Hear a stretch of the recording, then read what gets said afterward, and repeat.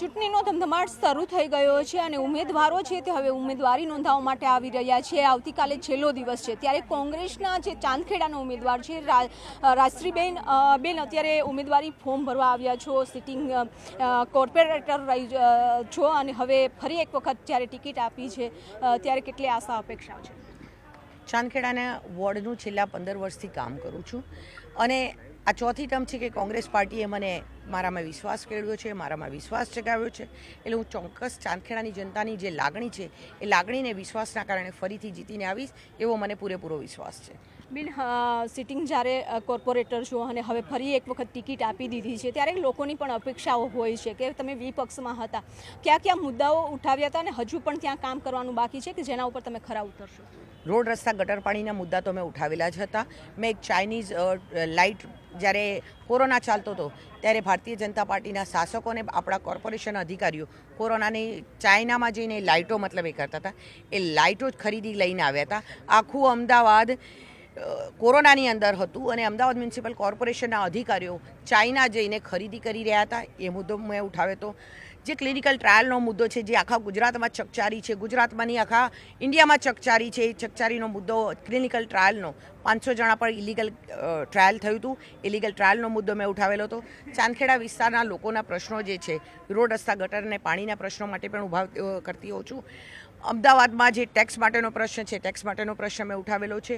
આવા ઘણા બધા પ્રશ્નો હું સદનમાં ઉઠાવતી હોઉં છું અને ઉઠાવતી રહીશ। બેન, આખી પેનલમાંથી તમારું નામ એક જ ડિક્લેર થયું છે, હજી પેનલનું નામ ડિક્લેર થવાનું બાકી છે, આખી પેનલ જીતે માટેની આપની રણનીતિ? હું ચોક્કસથી એવું કહીશ કે પેનલ જીતશે। હંમેશા કોંગ્રેસ પાર્ટીએ મારામાં વિશ્વાસ જગાવ્યો છે અને હું કોંગ્રેસ પાર્ટીની સાથે એક વફાદાર સૈનિકની જેમ ઊભી રહી છું। હું મારી પેનલને લઈને ચાલીશ, એની સાથે મને પૂરેપૂરી ખાતરી છે કોંગ્રેસ સારી પેનલ આપશે। તો અત્યારે ફોર્મ ભરવા પહોંચ્યા છે અને સાથે જીતનો વિશ્વાસ પણ વ્યક્ત કર્યો છે, એટલે કે હવે ઉમેદવારો છે તે ઉમેદવારી નોંધાવવા માટે આવી રહ્યા છે। આવતીકાલે છેલ્લો દિવસ છે, તે પહેલાં તમામ ઉમેદવારો છે પોતાની દાવેદારી નોંધાવશે। કેમેરામેન નિલેશ સોસા સાથે વી પટેલ, ન્યૂઝ 18 ગુજરાતી, અમદાવાદ। ચૂંટણીનો ધમધમાટ શરૂ થઈ ગયો છે અને ઉમેદવારો છે તે હવે ઉમેદવારી નોંધાવવા માટે આવી રહ્યા છે। આવતીકાલે છેલ્લો દિવસ છે, ત્યારે કોંગ્રેસના જે ચાંદખેડાના ઉમેદવાર છે રાજશ્રીબેન અત્યારે ઉમેદવારી ફોર્મ ભરવા આવ્યા છો, સિટિંગ કોર્પોરેટર છો અને હવે ફરી એક વખત જ્યારે ટિકિટ આપી છે ત્યારે કેટલી આશા અપેક્ષાઓ છે? ચાંદખેડાના વોર્ડનું છેલ્લા 15 વર્ષથી કામ કરું છું અને આ ચોથી ટર્મ છે કે કોંગ્રેસ પાર્ટીએ મને મારામાં વિશ્વાસ કેળવ્યો છે, મારામાં વિશ્વાસ જગાવ્યો છે। એટલે હું ચોક્કસ ચાંદખેડાની જનતાની જે લાગણી છે એ લાગણીને વિશ્વાસના કારણે ફરીથી જીતીને આવીશ એવો મને પૂરેપૂરો વિશ્વાસ છે। બિન સિટિંગ જ્યારે કોર્પોરેટર છો અને હવે ફરી એક વખત ટિકિટ આપી દીધી છે, ત્યારે લોકોની પણ અપેક્ષાઓ હોય છે કે તમે વિપક્ષમાં હતા, કયા કયા મુદ્દાઓ ઉઠાવ્યા હતા અને હજુ પણ ત્યાં કામ કરવાનું બાકી છે કે જેના ઉપર તમે ખરા ઉતરશો? રોડ રસ્તા ગટર પાણીના મુદ્દા તો મેં ઉઠાવેલા જ હતા। મેં એક ચાઇનીઝ લાઇટ જ્યારે કોરોના ચાલતો હતો ત્યારે ભારતીય જનતા પાર્ટીના શાસકોને આપણા કોર્પોરેશન અધિકારીઓ કોરોનાની ચાઇનામાં જઈને લાઇટો મતલબ એ કરતા હતા, એ લાઇટો જ ખરીદી લઈને આવ્યા હતા। આખું અમદાવાદ કોરોનાની અંદર હતું અને અમદાવાદ મ્યુનિસિપલ કોર્પોરેશનના અધિકારીઓ ચાઇના જઈને ખરીદી કરી રહ્યા હતા, એ મુદ્દો મેં ઉઠાવ્યો હતો। જે ક્લિનિકલ ટ્રાયલનો મુદ્દો છે, જે આખા ગુજરાતમાં ચકચારી છે, ગુજરાતમાં નહીં આખા ઇન્ડિયામાં ચકચારી છે, એ ચકચારીનો મુદ્દો ક્લિનિકલ ટ્રાયલનો 500 જણા પર ઇલીગલ ટ્રાયલ થયું હતું, ઇલીગલ ટ્રાયલનો મુદ્દો મેં ઉઠાવેલો હતો। ચાંદખેડા વિસ્તારના લોકોના પ્રશ્નો જે છે, રોડ રસ્તા ગટર અને પાણીના પ્રશ્નો માટે પણ ઊભા કરતી હોઉં છું।